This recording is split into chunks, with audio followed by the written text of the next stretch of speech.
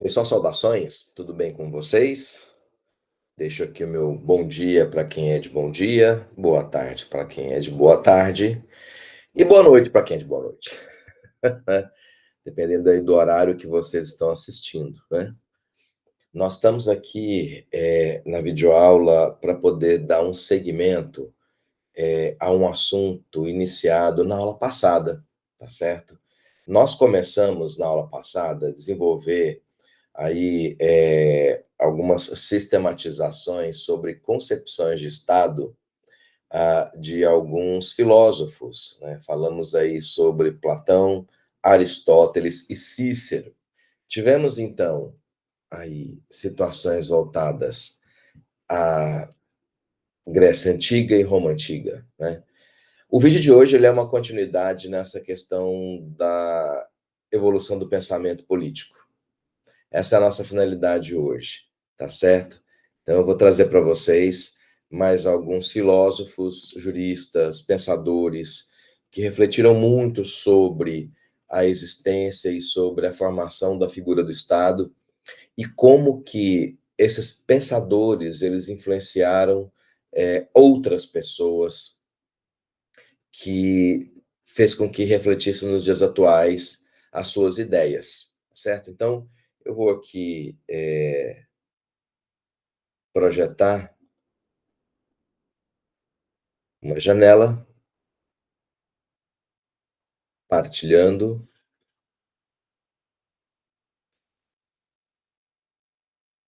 esse aí para vocês, né?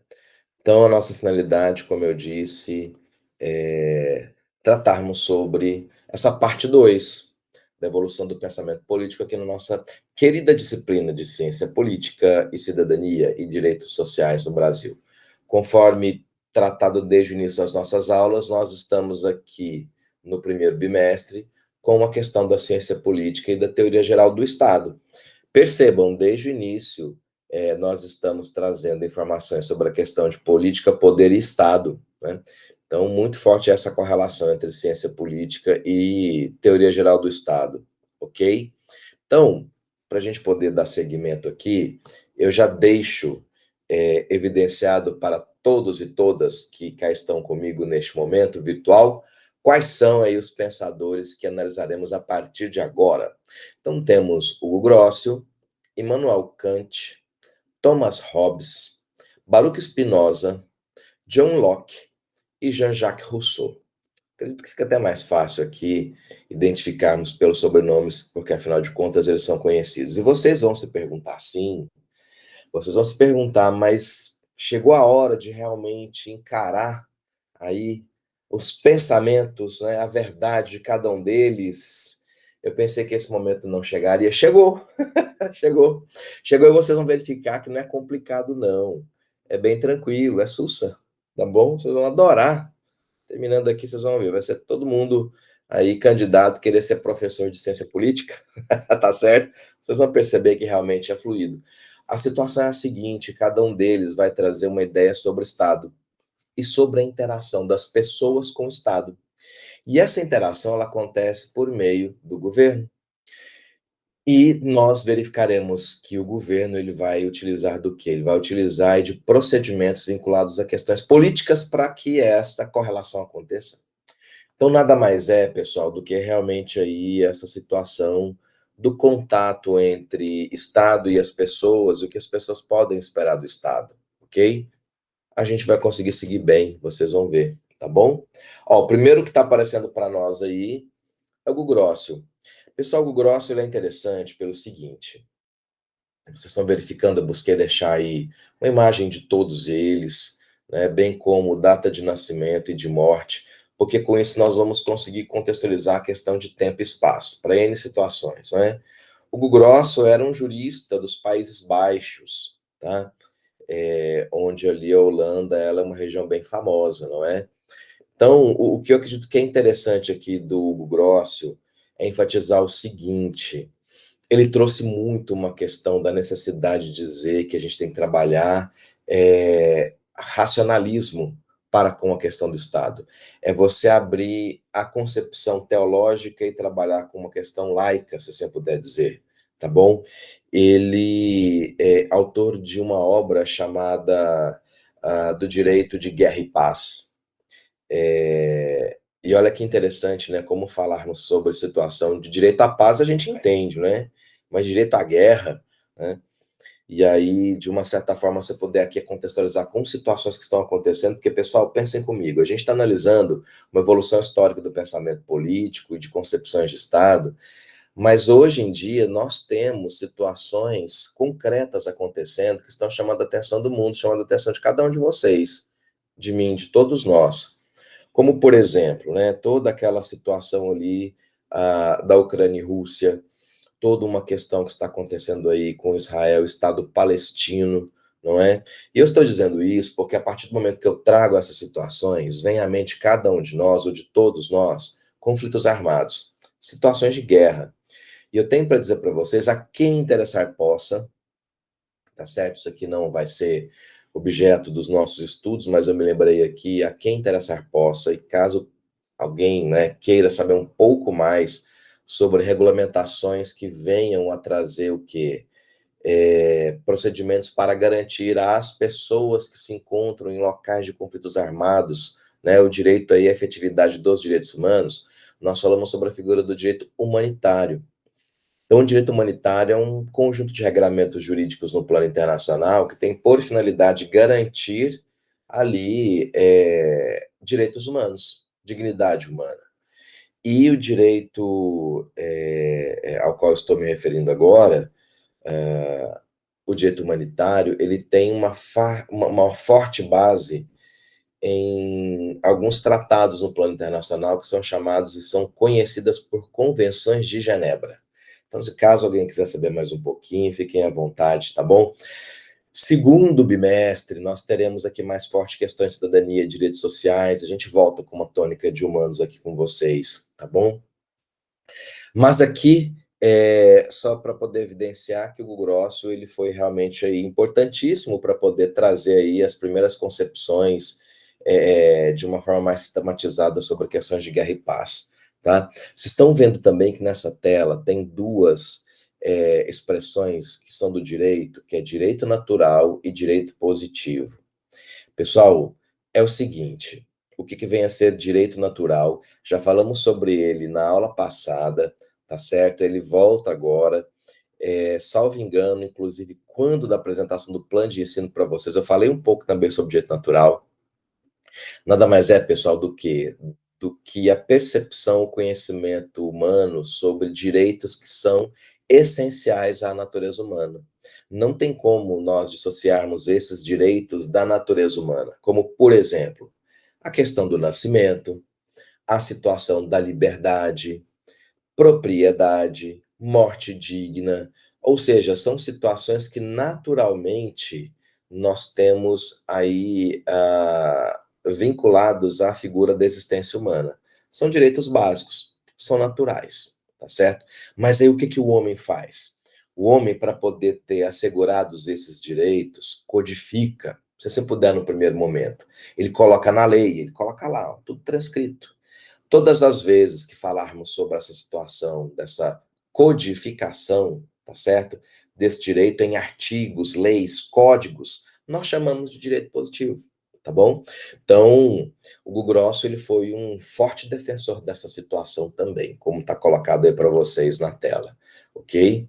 Como eu disse anteriormente, ele busca abrir mão de uma concepção teológica, ou seja, trazer mais uma questão do mundo ao qual nós estamos vinculados fisicamente para poder trazer informações e concepções e sistematizações, todas as ações que você puder imaginar, né, sobre a figura do Estado, tá certo? E aí ele enfatiza o seguinte, olha, Estado, que é um ponto interessante que eu vou colocar para vocês agora, olha, hoje a gente já falou, né, sobre a figura do Estado e algumas questões de conflitos armados no plano internacional, dessas relações internacionais, né, dessa questão da guerra.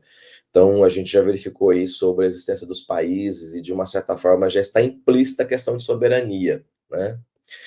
E aí o Hugo Gross, ele dizia o seguinte, olha, nós precisamos ter em mente que a comunidade internacional ela é formada não por indivíduos, mas por estados, por países. Pessoal, hoje eu posso dizer para vocês que nós temos uma outra concepção, mas estamos caminhando no tempo, bora verificar como é que o pessoal pensa. Gross colocava essa situação, que a concepção, à época, o que ele buscava induzir as pessoas, né, na questão aí de seguir os seus pensamentos, era dizer que a comunidade internacional era formada por estados, por países, e essas relações se davam entre esses estados e esses países, tá bom? E olha só, trago uma primeira definiçãozinha de estado, vocês vão perceber que todos os autores, filósofos, pensadores que eu vou trazer hoje, eles vão falar sobre Estado, como a gente também comentou sobre Platão, Aristóteles e Cícero na aula passada. Então, realmente, a finalidade aqui da evolução do pensamento político é trazer para vocês as concepções de Estado desses pensadores, ok? Aqui o Gross coloca para nós a seguinte situação, que o Estado é uma sociedade perfeita de homens livres, que tem por finalidade a regulamentação do direito e a consecução do bem-estar coletivo. Pessoal, algumas considerações a se fazer. Estudamos história para poder compreender, né, e ainda mais uma questão de uma evolução do pensamento político, ou seja, de uma história vinculada à ciência política, para compreendermos a nossa atual situação. Percebam, acredito que vale a pena tentarmos aí decifrar o valor semântico de palavrinhas que estão aí colocadas para vocês, não é? Sociedade perfeita de homens livres. E quando falamos homens livres, nós estamos falando aqui do gênero humano, nós estamos falando realmente da questão do homem, né? A questão do masculino mesmo. E livres aqueles que detinham bens, posses, propriedades, riquezas, tá certo? Então, é algo que a gente consegue visualizar. Nós caminharemos no tempo, não vai ser hoje, mas quando a gente for falar sobre a Revolução Francesa, tá? Caminhar aí para a figura da Organização das Nações Unidas, não é? No decorrer dos tempos, verificaremos inclusive sobre a concepção de tentar entender quem é a humanidade, quem é sujeito de direitos, enfim, tá? Isso vai passando com o decorrer do tempo, tá bom? Então a gente verifica que era uma classe não tão ali majoritária assim, não é? Eram situações voltadas mesmo para um grupo mais fechado. Essas eram as ideias e as concepções sobre direitos à época, ok? Bem, enfim, deixando o grosso de lado, agora temos Kant, tá certo? Kant ele traz para a gente algumas situações interessantes, até mesmo sobre a questão da conduta e do comportamento de cada um de nós para o grupo social. E ele também fala sobre a questão do Estado, né? Então ele diz o seguinte, olha, o homem, ele é a causa necessária e livre de suas ações. E ele diz também o seguinte, que ao mesmo tempo que temos essa afirmativa, o homem, ele tem que obedecer uma regra comportamental imposta, ou seja, ele está dizendo que nós temos regras de trato social. E o homem, né, a sociedade como um todo aqui, se puder colocar, ela segue essas regras de trato social. São regras de trato social na vida privada, na vida civil, em situações voltadas, né, das relações das pessoas com o Estado, situações voltadas, inclusive, a questões de possíveis crimes que, caso sejam cometidos, como que penas serão impostas.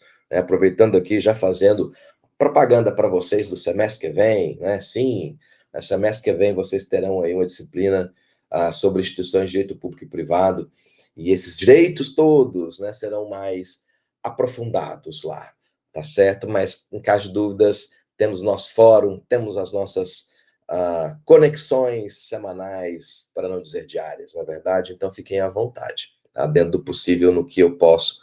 Estou aqui para poder auxiliar vocês. E o Educa realmente auxilia eu com vocês, vocês comigo, né? Bem, enfim, aqui, pedindo a permissão de vocês, eu faço uma leitura de uma fala de Kant, tá? Ele diz o seguinte, olha, conduze-te de modo tal que a tua liberdade possa coexistir com a liberdade de todos e de cada um. E eu já posso fazer aqui um vínculo com uma frase aí, uma máxima escutada por todas e todos, acredito eu que todos e todas já escutaram o que eu vou dizer aqui agora, não é? dizendo que o direito de um vai até onde começa o direito do outro, e que nós precisamos respeitar os nossos direitos, se falarmos sobre uma questão isoladamente considerada, mas nós também temos os direitos tidos por sociais, né? Não somente os individuais. Os individuais eles são muito vinculados a uma expressão que eu usei com vocês lá na nossa aula inaugural, não, aula inaugural não, na nossa apresentação do plano de ensino, né? Que eu falei para vocês que nós temos os direitos tidos por civis e políticos, e falaremos sobre isso mais no segundo bimestre. E nós temos os direitos sociais, econômicos e culturais, que está fortemente ligado, inclusive, à nomenclatura da nossa disciplina, né? Nós temos aí ciência política, cidadania e direitos sociais no Brasil. Então, esse segundo bimestre ele fica com cidadania e direitos sociais no Brasil. E aí nós temos toda uma questão aí de uma formação e compreensão dos direitos sociais no decorrer dos tempos, aí globalmente falando, mas que vai trazer um efeito para nós, no Brasil, quanto no nosso segundo bimestre. Tá certo? E aí, sobre essa questão de Estado e toda a formação, concepção do Estado, Kant ele diz o que para a gente? Né? Ele fala o seguinte: olha, do estado de natureza, ou seja, do estado onde o homem se encontra num primeiro momento, até o estado de associação, e aí uma das situações que eu coloco fortemente para vocês aqui, vocês vão verificar, inclusive, no material disponibilizado para vocês ali como texto base, é que nós estamos trazendo aqui concepções dos contratualistas no que tange ao Estado. Então, é uma questão realmente de uma associação, né? O que vem a ser um contrato? Um contrato é um negócio que você pode colocar em prática entre duas ou mais pessoas, né? E tem a finalidade de criar alguma coisa, modificar alguma coisa, até extinguir alguma coisa, e que isso seja importante para a sociedade, para as pessoas, né? E tem as consequências legais disso. Então, eu posso dizer que nós estamos aqui tratando sobre questões vinculadas a um contrato social, e essa expressão guardem, porque ela vai até mais para o finalzinho ali desse vídeo, para o último pensador, tá certo? Vem aí para poder realmente ter um fechamento das ideias. Mas aqui Kant ele coloca isso, olha, a gente tem uma questão, né, que o Estado ele é uma criação de uma limitação que externa, livre e publicamente acordada. Bora tentar entender o que é isso? Uma limitação externa, livre e publicamente acordada? Eu acredito que fica mais perceptível se eu dizer que na teoria, em tese, né, em suma, né, houve aí realmente uma questão de uma associação livre entre homens, né? Então nós tivemos um acordo firmado, um negócio firmado, um contrato firmado, né? E aí aqui está dizendo que é uma limitação externa, por quê? Porque eles convencionaram, em algum determinado momento, a criação de um ente fictício, abstrato, superior, externo a cada um deles. E aí nós damos a esse ente o nome de Estado, tá? Então essas são as ideias de Immanuel Kant para nós. Seguindo o terceiro filósofo aqui, para a gente poder trazer algumas ideias sobre o Estado e evolução do pensamento político, Thomas Hobbes. Hobbes, pessoal, ele realmente buscou aí se debruçar e detalhar bastante sobre a questão do contratualismo, tá? E ele dizia que o contratualismo justifica mesmo a questão do Estado, que realmente essa questão da associação, desse negócio jurídico firmado entre essas pessoas, dá ensejo para a criação e atuação desse ente chamado Estado. E olha só que interessante, já trazendo aqui algumas contraposições com um pensador, filósofo que estudamos na aula passada, Aristóteles, Grécia Antiga, tá? Contrariamente a Aristóteles, Hobbes ele dizia o seguinte, que o homem ele não é sociável. Naturalmente, o homem não é sociável. Essa questão da associação, essa questão dos contatos, essa questão, se eu puder assim dizer, das negociações diplomáticas entre as pessoas, elas advêm realmente da figura do Estado, da necessidade da vida em sociedade, porque senão, como está aí colocado para vocês, uma expressão em latim, né? Homo homini lupus, né, que significa isso, né, que o homem, ele é o lobo dos homens, então é um querendo acabar com a vida do outro, um querendo engolir o outro, né. Então, palavrinhas-chave que eu coloquei para vocês, logo abaixo aí, o último item, né, ambição, poder, domínio, então vem aí, situações que não trazem uma carga muito positiva, né, de tentar compreender dessa relação entre os homens, homens em sociedade e a figura do Estado, né. Mas ele tinha aí, por concepção que estado natural do homem, como está colocado aí para vocês nessa segunda tela sobre Hobbes, era estado de guerra, era loucura, era choro e ranger de dentes, se eu puder trazer aqui algumas palavras bíblicas para poder tentar, trazer uma analogia, não é? E ele diz o seguinte: "Olha, o Estado ele vem, e ele vem para quê? Ele vem para poder trabalhar uma cessão de direitos". O que que significa isso, né? Eu vou ceder direitos, então eu tenho situação minha, e eu busco abrir mão dela para poder viver em comunidade, em sociedade, né. Então ele diz o seguinte: "Olha, terei ou teremos uma pessoa, ou nós teremos um grupo de pessoas que vai decidir sobre essa questão de cessão de direitos, né. Vão ser pessoas superiores a nós, que estarão ali para dizer o poder ou agir em nome do Estado, para poder colocar ordem na casa". Basicamente é isso, tá certo? Então ele diz o seguinte: "Olha, a gente precisa fazer o quê? Né, tentar colocar em prática aí, né, essa situação de um pacto voluntário entre os homens para a gente poder seguir, porque senão realmente, né, como está aí o segundo ponto ali da sobre o Estado, não é, sobre essa questão da fúria natural dos indivíduos, é uma questão realmente da gente conter, então, a contenção dessa fúria, olha que loucura, né, Hobbes realmente não tinha uma ideia muito boa de ser humano não, viu. Vocês estão percebendo? Para Hobbes, eu vou dizer uma coisa, todo mundo lascado, se não fosse o Estado, né. Vem o Estado e molda, né. Ele tem aí uma obra famosíssima, acredito que todos e todas já escutaram falar sobre a figura do Leviatã, né, datado aí de 1651. E aí eu trago para vocês aqui 2 pontos, de acordo inclusive ali com o texto base dessa videoaula de hoje, né, nós temos aí a concepção de um estado real, ou seja, né, derivado aí das relações de força, e realmente é o que nós temos, no dia a dia, né, ou seja, a questão mesmo de como a coisa é, e a figura de um estado racional que é derivado da razão, que realmente vem aí buscar tentar compreender como que a razão humana pode planejar esse estado para que a gente possa buscar seguir essas diretrizes, ok?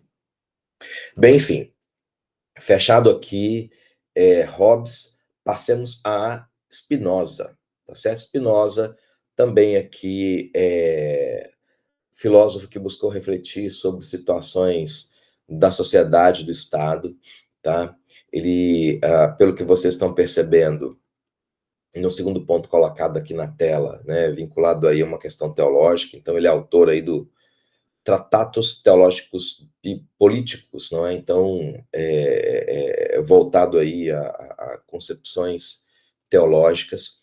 Ele diz o seguinte: olha, a sociedade ela é útil, né? Nós devemos preferir a paz à guerra, nós devemos aí nos vincular, né, ao amor, ao invés de vincularmos as nossas ideias, concepções e ações ao ódio. Então, paz e amor aqui, Spinoza, se eu puder dizer para vocês assim, não é verdade? Então, realmente, ele diz o seguinte: olha, bora buscar resolver o que a gente precisa resolver na base aí da paz e do amor. Literalmente, paz e amor, tá aí, tá? Então, Spinoza, paz e amor.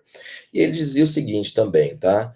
Que no Estado, para a gente poder verificar realmente aí a questão da, da figura, da entidade Estado, realmente conseguir agir como deveria, né, os indivíduos eles vão ceder seus direitos, eles vão abrir mão de algumas situações para poder compor um bem comum, tá certo? E o Estado ele vem para poder o quê? Assegurar paz, assegurar justiça, tá? E no caso do Estado falhar, o que que ele sugere? Ele sugere a dissolução e uma criação novamente de toda uma estrutura. Por quê? Por toda essa situação, de que o indivíduo isoladamente considerado, ele tem liberdade de pensamento. Os indivíduos agrupados têm aí o quê? Eles têm uma força muito grande, eles têm um poder. Tanto, que se eu for buscar passar ali para o terceiro tópico desta tela e depois eu volto no segundo, né, ele diz que nação está acima do Estado. E pessoal, o que que é nação? Né? Nação é um agrupamento de pessoas que compartilham ali questões culturais, questões de identidade, tá? Nação é um ponto muito importante para a gente poder compreender elementos que são tidos por constitutivos do Estado. Nós teremos uma aula futura que está próxima, né, a respeito dessa situação, né, do Estado e dos componentes constitutivos do Estado. E verificaremos aí da dimensão territorial, dimensão pessoal, e também sobre a questão de um governo que é dotado de soberania. Então ele diz o seguinte, olha, as pessoas que têm essa identidade, né, ali, elas estão acima do Estado.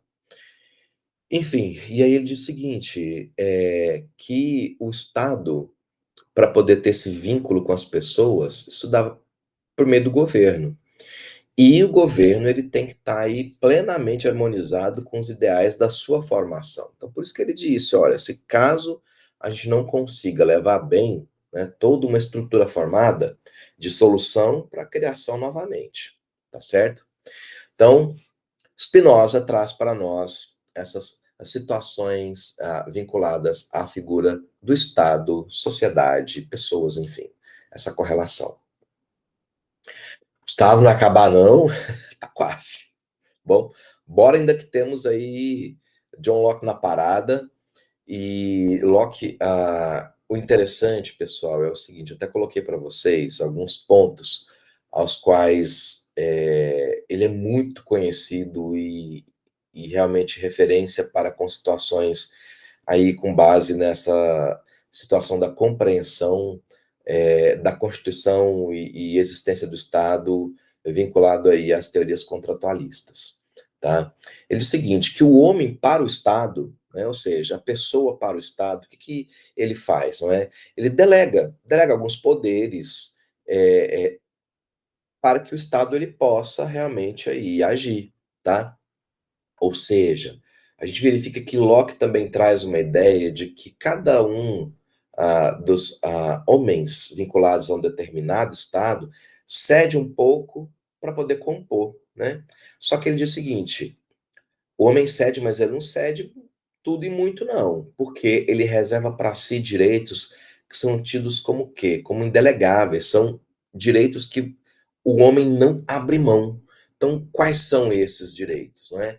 Direitos vinculados às liberdades, a questão da vida. Mas será mesmo, né?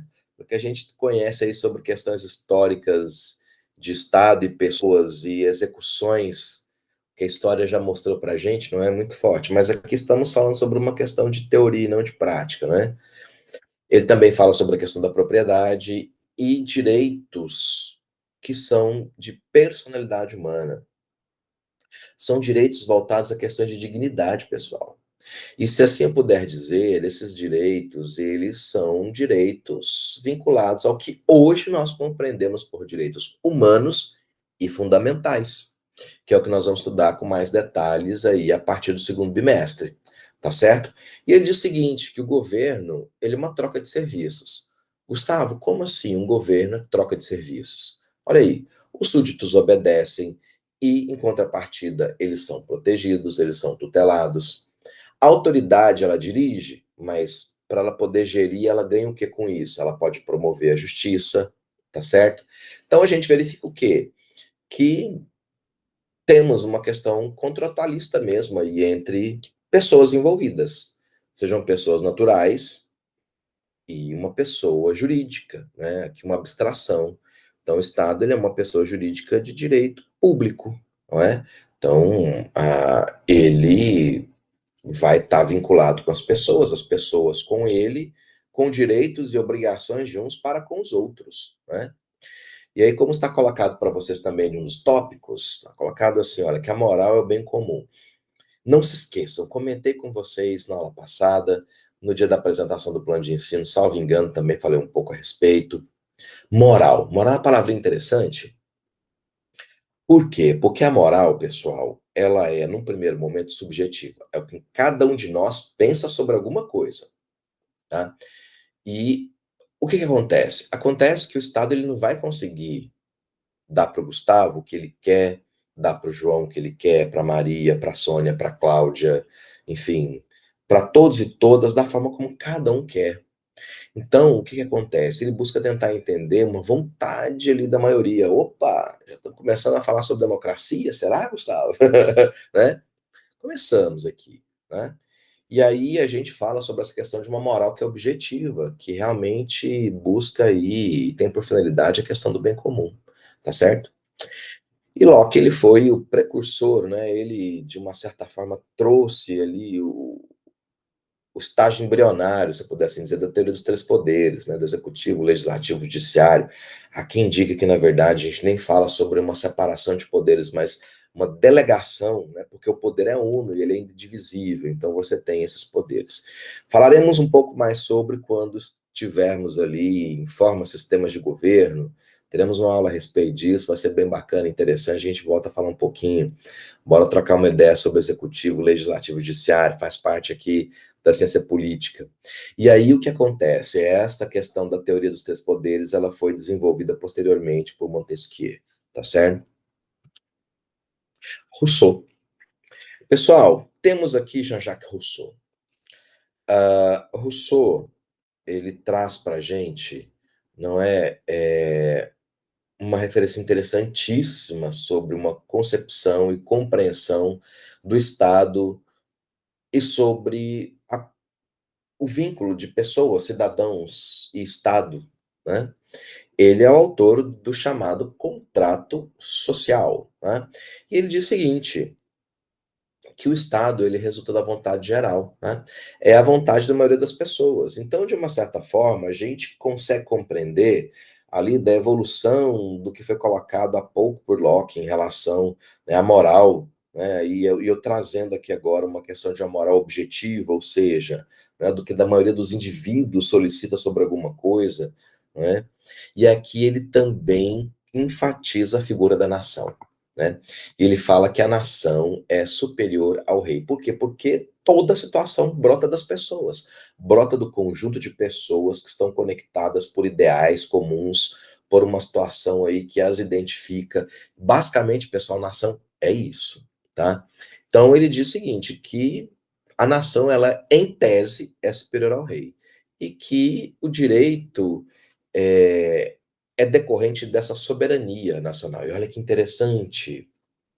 Lembram que há pouco eu falei para vocês que nós teremos uma aula sobre os elementos constitutivos do Estado, e aqui já adiantando, mais uma vez, eu acho que é a segunda ou terceira vez que eu comento, quais são os elementos que estudaremos sobre a figura do Estado.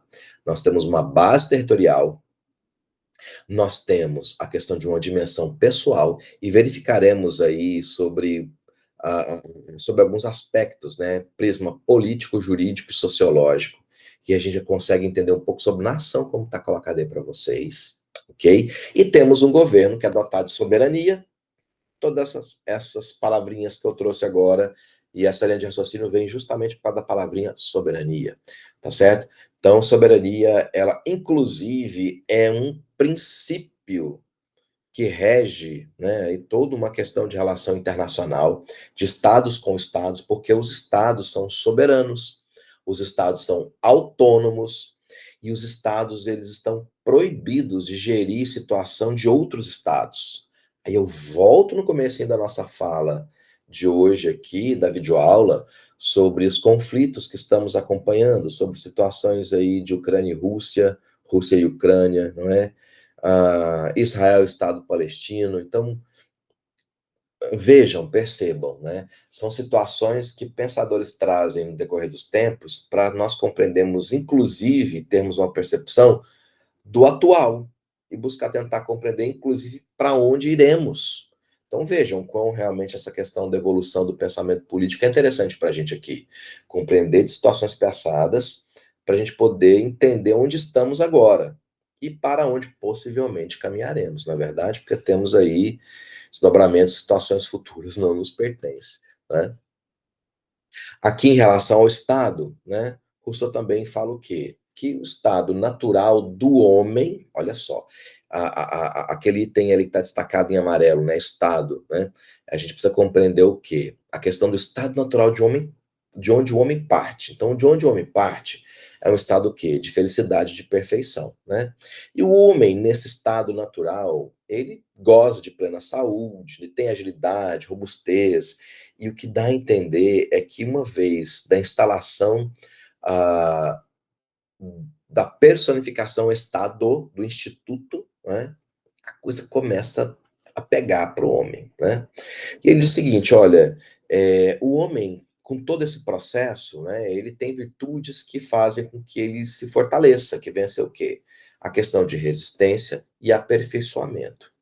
E para que isso aconteça, não é, resistência e aperfeiçoamento, pessoal, pensem comigo. A gente ganha resistência e ganha aperfeiçoamento, conhecimento, paciência, com o mar tranquilo, né? Diz que mar agitado é que faz marujo bom, né? Então, cuidado com o que a gente pede, né? Pede paciência para você ver.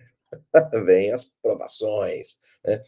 Pede aí resistência, vem também as coisinhas aí para a gente poder passar e passar bem, né? Então, na hora, respira, foca, né? E vai, né? Vai que vai estar tudo certo, tá certo?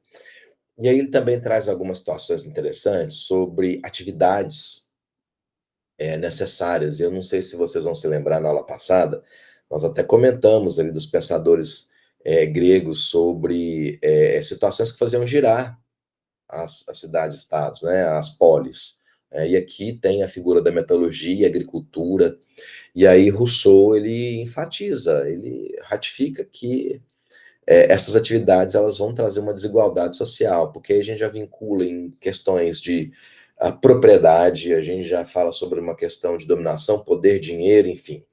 E aí a coisa vai, tá? E ele traz uma problemática para a gente poder pensar. Ele diz o seguinte: olha, qual que é o problema social que a gente precisa analisar? Encontrar uma forma de associação capaz de proporcionar os meios de defesa e proteção às pessoas de seus bens e liberdade. Como que a gente consegue isso, né? Então, são situações que buscam até, inclusive, justificar, mais uma vez aí, um detalhamento e um pensamento sobre a questão do contrato social. Então, ele diz o seguinte, olha, a liberdade, né? Ele traz a liberdade como obediência ao corpo social. Então, assim, liberdade é você fazer o que você quer, a hora que você quer, o que dá na telha, não. Liberdade é você realmente obedecer a esses regramentos, a essa questão, esses tratos sociais que são colocados, tá? E ele vai dizer o quê? Que o homem isoladamente considerado, ele é parte do todo do corpo social. Tá? Então, por isso que a liberdade é realmente a melhor forma de agir dentro do todo. Regras de trato social, tá? E será que realmente são, né? Vamos conversando e entender um pouquinho mais sobre isso. Aqui temos mais uma vez, né, a situação de tratarmos as pessoas, o povo ali, como o ente soberano. E a lei, né, não sei se vocês vão se lembrar, mas na semana passada a gente falou um pouco sobre lei, né? A lei ela vem para poder realmente dizer o que tem que ser feito, o que não pode ser feito, né? E Rousseau ele diz que a lei é uma manifestação da vontade geral. Então é com base na vontade da maioria que a gente vai verificar, mais uma vez eu usar essa expressão, porque eu acredito que auxilia a compreender melhor as regras de trato social. O que nós podemos fazer? O que nós não podemos fazer? E aí, com base nisso, a gente busca codificar, a gente busca colocar na lei. E uma vez a lei existindo, ela tem que ser seguida, tá? E aí, o que que Rousseau coloca para nós também sobre soberania no que tange a figura do Estado, né? A soberania, ela é inalienável, ela é indivisível, ela é infalível e ela é absoluta, tá. Então, o que significa inalienável? Significa que a gente não pode ali dispor dela, né, soberania é algo que é indisponível, perdão, é inalienável, a gente não pode colocar para negociar, tá. Ela é indivisível, por quê? Porque a soberania ela é vinculada a um todo. Se você fala sobre uma questão de divisão da soberania, você não está falando sobre uma questão de um todo, você está falando sobre partes isoladamente consideradas, particulares. É como está colocado entre parênteses para vocês, olha só, é geral, não particular. Então significa que a soberania é o todo. A gente não pode fatiar, porque uma vez que a gente faz isso, perde a visão do todo, tá? E ela também é infalível e absoluta, né. Por quê? Porque realmente ela não está sujeita aí às vontades particulares, aí eu pergunto de novo: "Será?", né. Pessoal, aqui é teoria, né, e infelizmente a gente sabe que a coisa não caminha como a teoria ela traz, uma questão de mundo da perfeição, e eu digo até para vocês, são diversas visões sobre o mesmo assunto, né. Aqui nós falamos sobre diversas concepções de estado de filósofos aí, diversos, né, fechando aí uma segunda rodada sobre uma evolução do pensamento político, né, para com questões de ciência política, tá certo? Com isso, a gente termina então aqui, né, essa análise sobre a evolução do pensamento político, considerando os filósofos aqui apresentados para vocês. Aproveito para poder dizer o seguinte, não é? Essa videoaula ela tem aí fundamentos no texto base deixado para vocês, na rota de aprendizagem, tá bom? Sobre essa questão aí de pensadores, para poder compreender muito ciência política e teoria geral do Estado. Utilizem aqui da videoaula e também do texto base para a resolução dos exercícios aqui da semana. Ok, acredito que seja isso. Deixo meu grande abraço para vocês e encontraremos-nos aí futuramente em mais uma aula aqui para vocês, uma videoaula, ok?